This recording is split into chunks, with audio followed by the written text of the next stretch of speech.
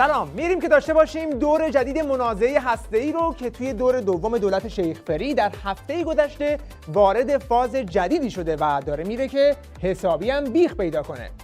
این ماجرای جدید از جایی شروع شد که خانم نیکی هیلی نماینده آمریکا در سازمان ملل یه سفر به وین کرد و یه ملاقاتی هم با رئیس آژانس اتمی داشت و این حرفا رو زد.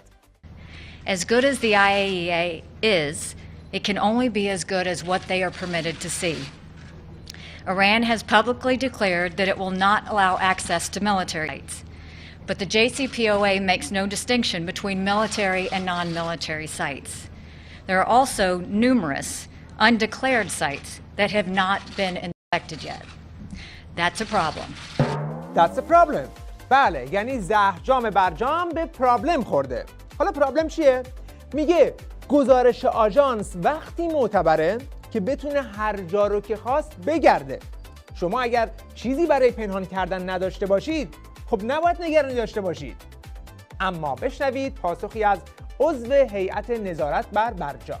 عضو هیئت نظارت بر برجام گفت آمریکایی‌ها آرزوی بازرسی از تأسیسات نظامی ایران را به گور خواهند برد. علی اکبر ولایتی تاکید کرد اجازه بازرسی از مراکز نظامی به هر بهانه‌ای برجام یا غیر برجام به هیچ وجه به آمریکایی‌ها داده نخواهد شد. پرابلم که میگیم یعنی همین. اگر اجازه نده میشه نقض برجام. اگر اجازه بده اسرار هسته‌ای نظام برباد میره. و چالش اصلی اینه که برای این تصمیم گیری چند هفته هم بیشتر فرصت باقی نمونده تا آمریکا تصمیم بگیره که آخونده دارن برجام رو نقض میکنن یا نه. اگر ترامپ تصمیم گرفت تو ماه اکتبر، یعنی 2 ماه دیگه که دوباره 90 روز موعدش میرسه، تصمیم بگیره برجام رو به هم بزنه، اینا تلاششون اینه که هزینه این امر رو تحمیل ایران بکنن. یعنی بگن ایران ناقض این موضوع بود. قضیه از این قراره که کاخ سفید باید هر 90 روز مشخص کنه که آخوندا برجام رو نقض کردن یا نه. موعد بعدیش همین مهر ماه آینده است. حالا این وسط اجازه بازرسی از سایت‌های نظامی یه بحثه، لو رفتن اسرار هسته‌ای نظام یه بحث دیگه است. در این میانه به نظر میرسد دغدغه وزیر خارجه ایران آقای ظریف نه فقط تلاش امریکا برای تحت فشار قرار دادن آژانس، نگرانی اصلی نشر محرمانه ها توسط آژانس به امریکاست. به هر حال پاییز پرچالشی برای برجام در پیش است. البته ظریف مشخص نکرده که این محرمانه ها دقیقاً چیه، ولی معلومه با وجود همه چیزهایی که تا به حال به آژانس دادن، هنوز یک کاسه زیر نیم کاسه دارن. که میدونید همکنون IAEA یک نظارت خیلی گسترده‌ای رو برنامه هسته‌ای ایران داره، فراتر از کشورهای دیگه. چون الان ایران داره پروتکل الحاقی رو اجرا میکنه. دوربین‌های مدار بسته دارن، مرتباً میان بازدید میکنن. وایسا این پروتکل الحاقی که این داره ازش اینقدر سربسته و سمپاتیک صحبت میکنه، کدوم پروتکل الحاقیه؟ چون اونی که ما قبلا شنیده بودیم اینطوری بود. نظارت ها در پروتکل الحاقی anywhere و anytime، هر مکان و هر زمانی تو این ایران، هر نقطه‌ای در ایران خواستن باید در اختیارشون قرار بدید. دوربینه قرار آنلاین بشه. آنلاین میدونید معنیش چیه؟ طرف تو خارج نشسته، تو آمریکا نشسته، بچه‌های ما رو دیگه رصد میکنه. بابا هستیم رو نخواستیم، چرا امنیت کشور رو دارید از دست میدید؟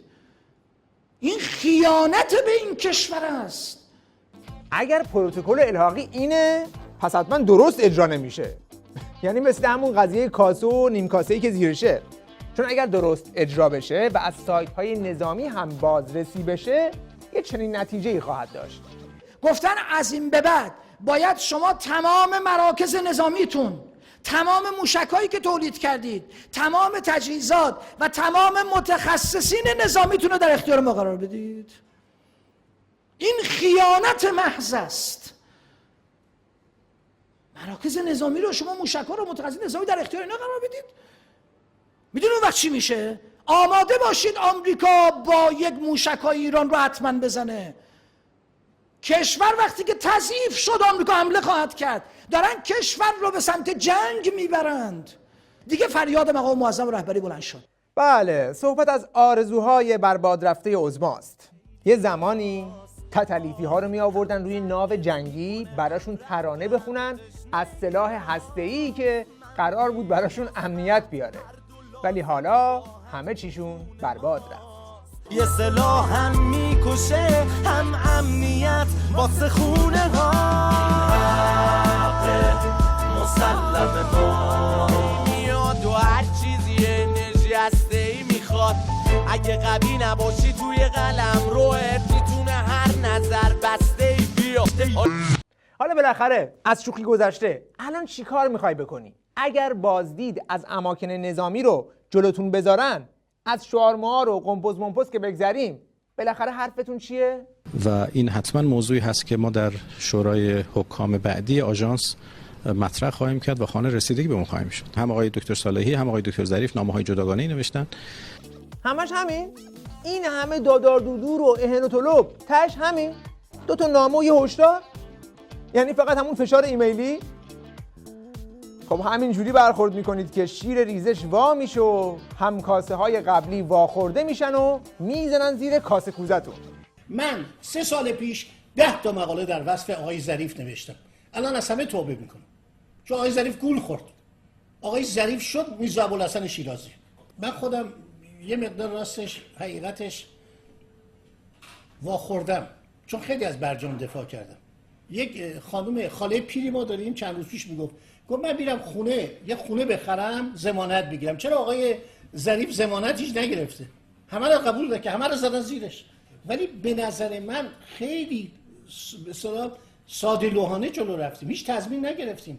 ما همه کارا رو کردیم، اومدیم نمیدونم بتونا رو ریختیم، سیمان رو ریختیم، چی شد؟ من خیلی واخورده شدم، به خدا خیلی افسردم. حالا از این تابلوتر کارگردان فیلم تبلیغاتی روحانی تو دور اولشه که در آغاز دور دوم به پنبه‌زنی برجام مشغول شده. بعد از منتشر شدن خبر درخواست بازرسی امریکا از اماکن نظامی ایران و حذف اپلیکیشن های ایرانی از اپل، دهباشی کارگردان فیلم انتخاباتی روحانی نوشت برجام اصلاً خیانت نبود، صرفاً خریت بود. خریت؟ حالا یه چنین خریت بزرگی رو کی شروع کرد؟ کی حمایت کرد؟ یکی از محترمین منطقه آمد اینجا با من ملاقات کرد.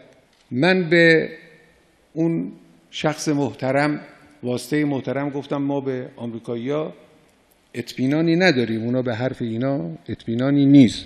گفت حالا امتحان کنید. خیلی خوب.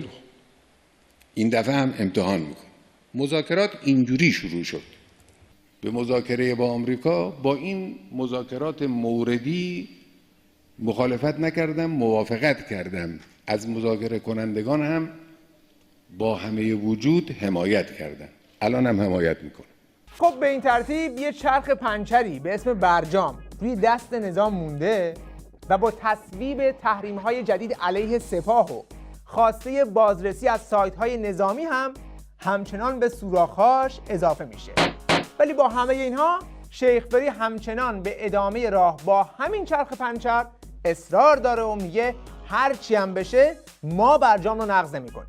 ما مسیرمون و راهمون رو ادامه میدیم و بهترین شرایط سیاسی برای ما هست. این یک شعار نیست. به نظر من ما در توافق برجام بهترین مسائل رو پیش بینی کردیم، مسائلی که برای ما امکان پذیر بوده و البته ما آغازگر نقض برجام نخواهیم بود هیچ وقت. البته رانندگی ماشین نظام با چرخ پنچر برجام ضایعات خودش رو هم داره و دائم پیچ و مهره‌های نظام شل میشه و درگیری باندهای نظام هم بیشتر. شروع کردن باز 2 مرتبه از همین مدلی که مقام معظم رهبری رو هی نصیحت میکنن، آقا جان کرکره بکش پایین، الان وقت مبارزه با آمریکا نیست، الان باید تعامل کنیم، الان شرایط برده، الان وقت بازیه و همه چیزهایی که دروسی که از شیطان در آکادمی هاشون خوندن و حتی دکترا هم به دروغ ها بهشون دادند نصیحت میکنند مولا رو. این داده بیداده حزب الله است، ناراحته، میگن نه نگو اینا، جوابشو باید بدی، شما جواب بدی. مگه سخت بده؟ مگه فلان بوده؟ همه میرن، همه علما میرن، خاک بر سر نظامی که همه علماش برن استخر فرح. بدبختیم به خاطر همین دیگه.